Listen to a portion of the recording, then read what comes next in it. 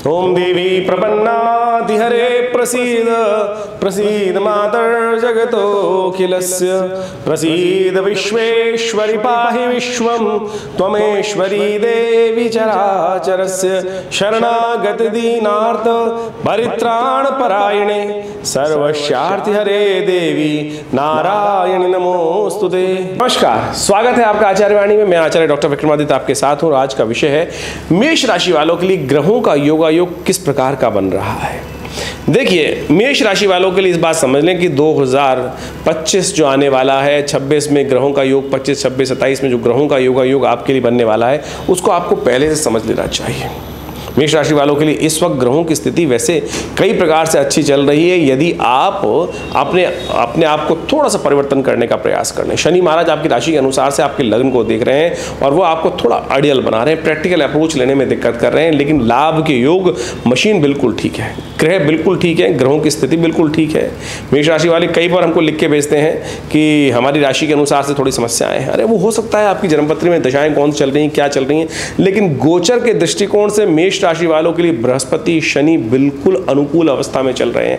लाभ की स्थिति प्रशस्त दिखाई देती है और गोचर में इस वक्त यदि आप पूरी तरह से यानी इन 2 सालों में लाभ नहीं ले पाए हैं तो उसका कई और कारण और हो सकते हैं कि कहीं ना कहीं आपने अपना जो रवैया ले रखा है थोड़ा सा अड़ियल बना रखा है। प्रैक्टिकल अप्रोच लेने से आप बच रहे हैं, प्रैक्टिकल अप्रोच का रास्ते आप पूरी तरह से निकाल नहीं पा रहे हैं। जो कि रास्ता जो निकलना चाहिए, कई बार क्या होता है कि मेष राशि वालों का आमतौर पर स्वभाव जो माना जाता है ना, वो थोड़ा बचपने का स्वभाव माना जाता है। चीज़ों में बहुत जल्दी एग्रेसिव होने के स्वभाव माने जाते हैं और कई बार क्या होता है चीज़ों को थोड़े से धीरे से पकाने में टाइम लगता है, पकने में टाइम लगता है, रिजल्ट लाने में टाइम लगता है। लेकिन मेष राशि में एक समस्या क्या होती है, कंसिस्टेंसी की कमी होती है।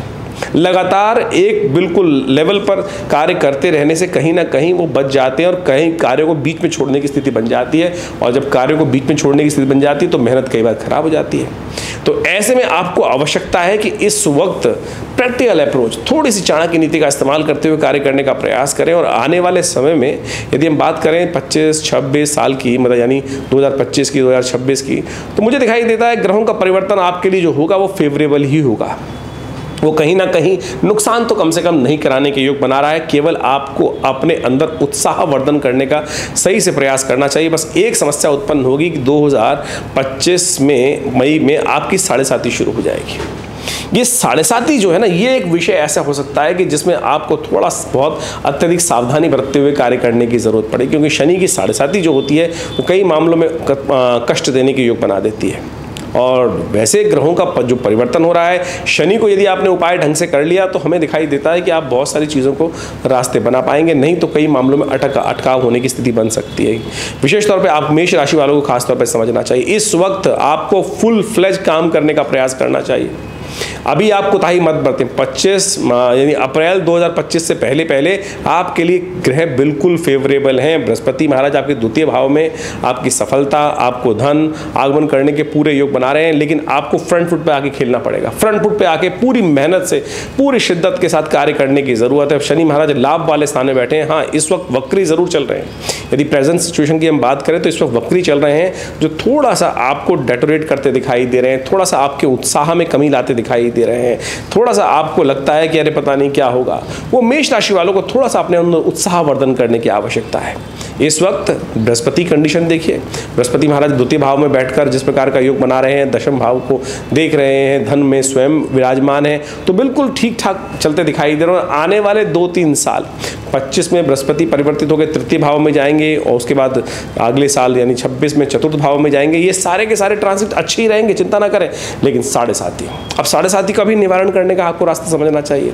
आमतौर पर जीवन में 3 बार 7.5 आने का योग बनता है आमतौर पर। आजकल एवरेज एज ज़्यादा हो गई है तो चौथी बार भी कई लोगों के जीवन में योग बन जाता है कि चतुर्थ बार 7.5 देखने को मिल जाता है। शास्त्र के दृष्टिकोण से कहा जाता है कि पहली 7.5 जो होती है आमतौर पर बड़ी भारी मानी जाती है। दूसरी वाली 7.5 जो होती है वो उतनी भारी नहीं होती जितनी पहली वाली मानी जाती है। और तृतीय जिनकी 7.5 का दौर चलेगा, तीसरी बार जिनके जीवन में 7.5 का देखने का उनको योग चलेगा, उनके लिए थोड़ी सी सेहत के दृष्टिकोण से भयावह स्थिति उत्पन्न हो सकती है, थोड़ा भारी हो सकता है। तो उनको अपनी सेहत का ध्यान रखना चाहिए, क्योंकि 25 में मार्च 29 मार्च 2025 में शनि महाराज जब परिवर्तित होंगे तो आपकी हो जाएगी 7.5 शुरू उस समय में।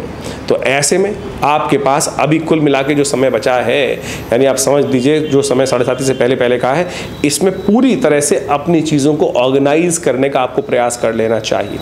ये मेष राशि वालों के लिए खास तौर पर हिदायत देने का हम प्रयास कर रहे हैं। उसके बाद चीज़ें थोड़ी सी मुश्किल दुष्कर होने के योग बनते दिखाई देंगे आपके लिए, क्योंकि हर चीज़ में सेहत खराब, टाइम खराब, पैसा खराब होने के योग, क्योंकि शनि की 7.5 में आमतौर पे ये बात बोली जाती है। तो आपको खास तौर पे मैं कहूँगा अभी से उसके उपाय करने शुरू कर देने चाहिए। नित्य प्रति शनि स्तोत्र का पाठ आपको करने का प्रयास करना चाहिए।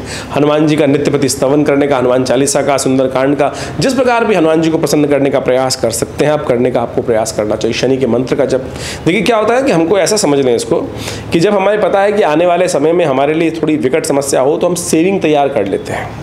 सेविंग तैयार करते हैं कि भाई उस समय में थोड़ी समस्या होंगी तो उसमें अपनी सेविंग्स को पहले भर के रख लूँ, और उसमें दिक्कत हो सकती है। बारिश का महीना आने वाला नहीं आ रहा है, सूखा पड़ने वाले योग पड़ने वाले, जब बारिश का मौसम आए तो बुद्धिमान क्या होते हैं कि पानी को स्टोर करने का प्रयास कर लेते हैं। तो आपको भी क्या करना चाहिए, क्योंकि 7.5 शुरू होने वाली है, अपने पुण्यों को बढ़ाने का प्रयास करें। शनि का उपाय अभी से करने का प्रयास करें। नित्य प्रति शनि स्तोत्र, देखिए आपके पुण्य का घड़ा जितना भरा रहेगा ना, उतना आपके उस शनि के जो नेगेटिव प्रभाव का समय जब शुरू होगा, 7.5 जब शुरू होगी, और बहुत लंबा पीरियड है, करीब 2031 तक 7.5 आपकी चलने वाली है। तो आपको ध्यान रखना है बहुत ज़्यादा।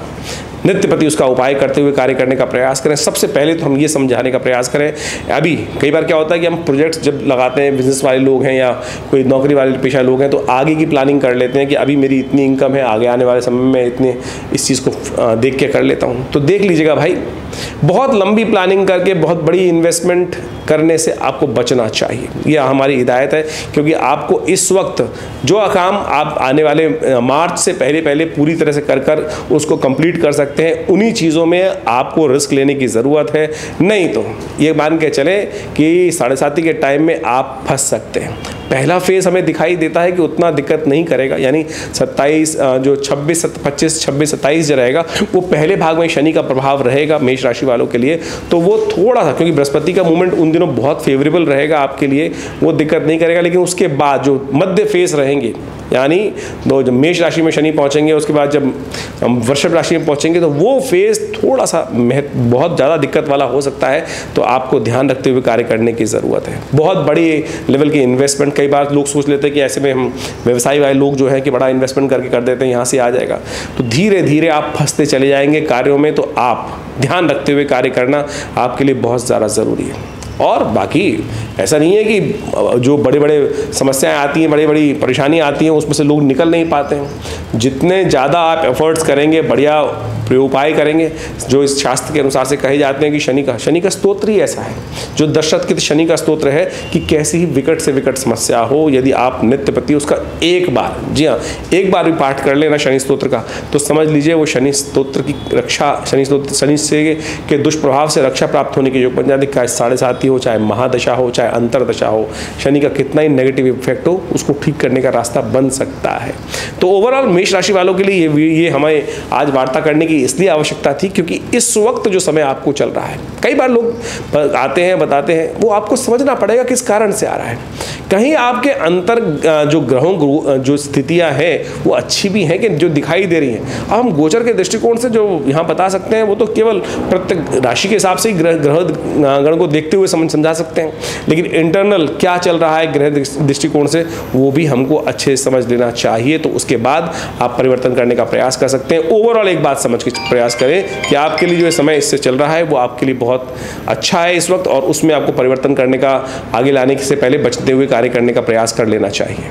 देखिए, शनि जब वक्री चल रहे हो, शनि जब अशुभ अवस्था में चल रहे हो, तो कुछ खास उपाय शास्त्र में बताए गए हैं, उनको हमेशा करते रहने चाहिए। और ये एक ऐसे उपाय हैं जो हमेशा कल्याण का मार्ग ही प्रशस्त करते हैं। भारतीय संस्कृति में ज्योतिष की गणनाओं को समझने के लिए तो गणित विज्ञान है और इसकी पूरी गणनाएं मिलती हैं, लेकिन निदान के लिए शास्त्रों में अनेक मार्ग बताए गए हैं।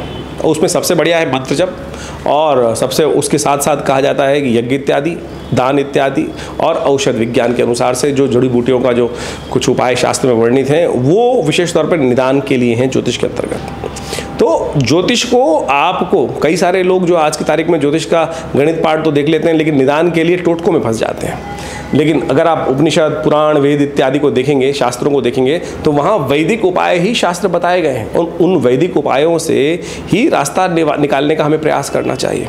अब शनि चल रहे हैं वक्री, तो शनि को ठीक करने के लिए खास तौर पे क्या उपाय किया जाए वो आपको अच्छे से समझना चाहिए। बृहस्पति को वक्री चल जाए तो उसको भी ठीक करने का रास्ता शास्त्र में वर्णित है, उन सबको भी हमें करने का प्रयास करना चाहिए। तो शास्त्र में विशेष तौर पर शनि को ठीक करने के लिए सबसे श्रेष्ठ उपाय जो बताए गए हैं वो शनि स्तोत्र है। दशरथ महाराज के द्वारा की गई शनि की जो प्रार्थना है, जिसको शनि स्तोत्र कहा जाता है, उसका नित्यपति पाठ करने का प्रयास करना चाहिए। ये एक ऐसा अद्भुत स्तोत्र है जिसका यदि नित्यपति हम पाठ कर लें तो भगवान की कृपा से हम अपने कई ग्रहों को, दोषों को बहुत अद्भुत प्रकार से ठीक करने के योग बना सकते हैं। शनि स्तोत्र इस प्रकार से है।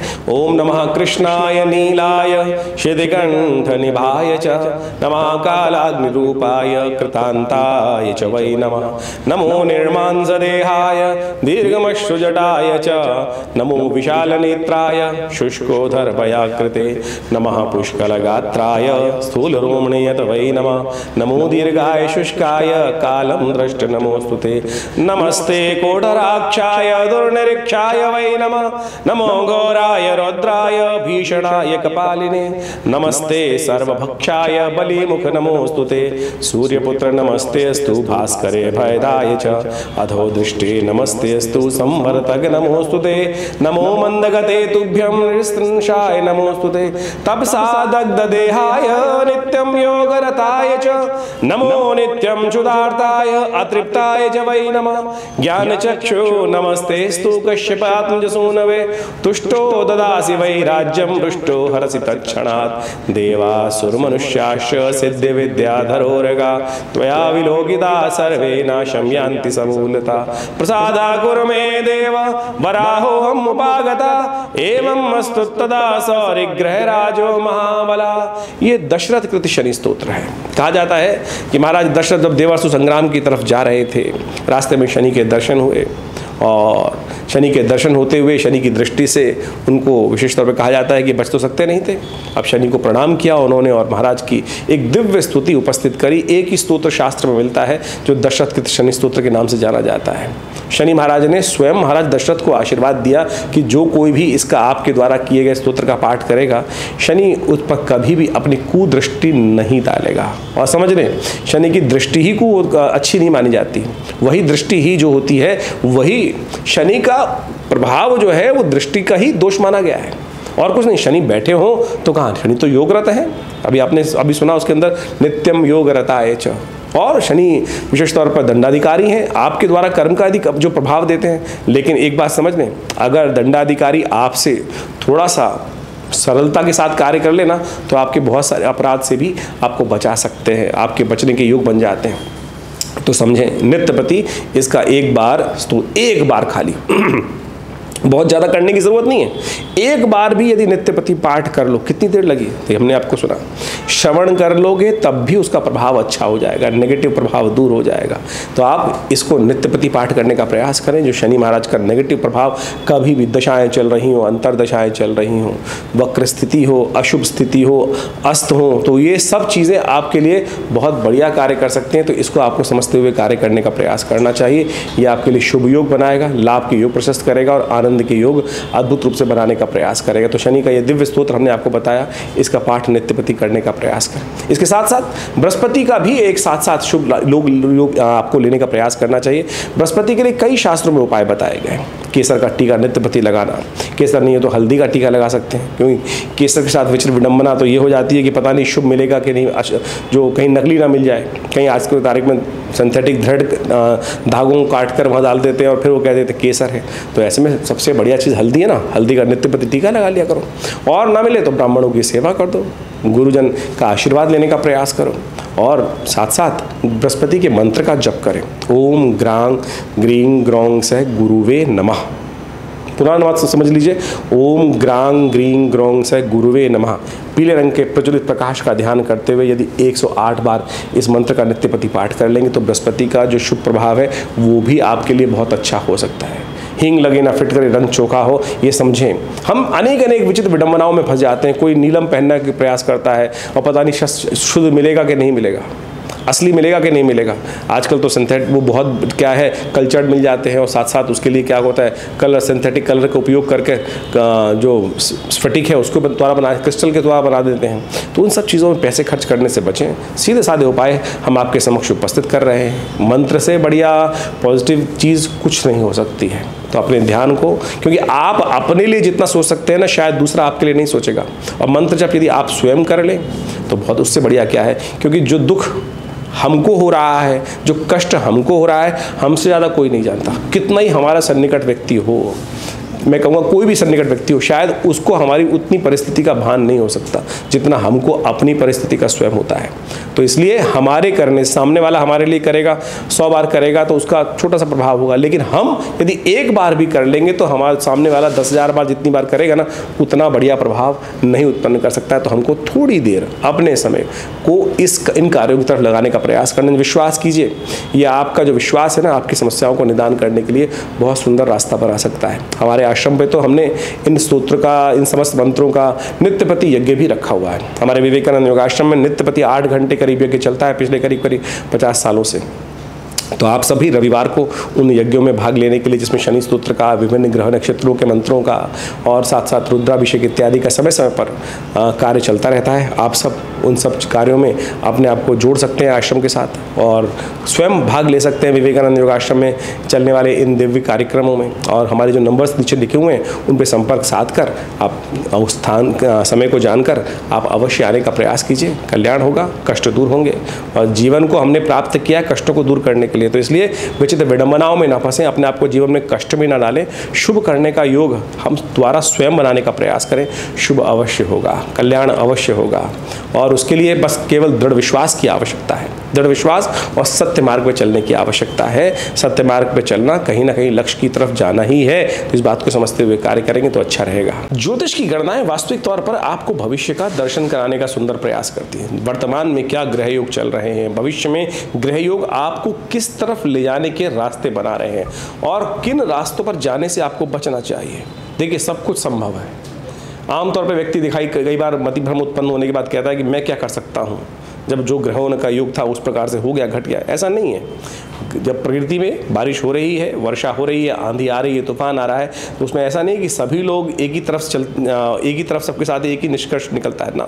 हर व्यक्ति के साथ अलग कुछ होने का योग बनता है। जो कर्म प्रधान होते हैं वो उस भविष्य में घटने वाली घटनाओं को, वर्तमान में घटने वाले ग्रह योगों के योग से अपने आप को बचा सकते हैं, अशुभ योगों से बचा सकते हैं, शुभ योग का पूर्ण लाभ प्राप्त कर सकते हैं। उसके लिए ज्ञान तो प्राप्त करना बहुत ज़रूरी है ही, लेकिन जो उपाय हैं वही वास्तविक तौर पर निवारण का मार्ग प्रशस्त करते हैं। देखिए, इस बात को हमको समझ लेना चाहिए। इस बात में कई बार विचित्र विडंबनाएं मन में उत्पन्न हो जाती हैं कि हम कुछ बदल ही नहीं सकते। बिल्कुल बदल सकते हैं सब कुछ। ग्रह समस्या आई है तो उसका निदान भी कहीं ना कहीं संसार में अवश्य होगा। जैसे कहा गया, सकल पदार्थ है जगमाही, कर्महीन पुरुष पावत नाही। तो इस बात को हमको आश्वस्त होकर समझने का प्रयास करना चाहिए। आपकी जन्मपत्री के द्वारा बहुत कुछ जीवन में जो दिशा निर्देश प्राप्त हो सकते हैं और उसको परिवर्तन करने का मार्ग आप अवश्य प्राप्त कर सकते हैं। हमारा संस्थान लगातार उस क्षेत्र में कार्य कर रहा है और बहुत अद्भुत प्रकार से हमने प्रत्यक्ष बहुत अद्भुत प्रकार से ग्रहों के प्रभाव को निष्क्रिय करने का, अशुभ प्रभाव को निष्क्रिय करने का मार्ग भी समझा, देखा और हजारों लोगों पर उसको करके देखा है। तो बिल्कुल आप अपने आप को परिवर्तन करने का मार्ग प्रशस्त कर सकते हैं।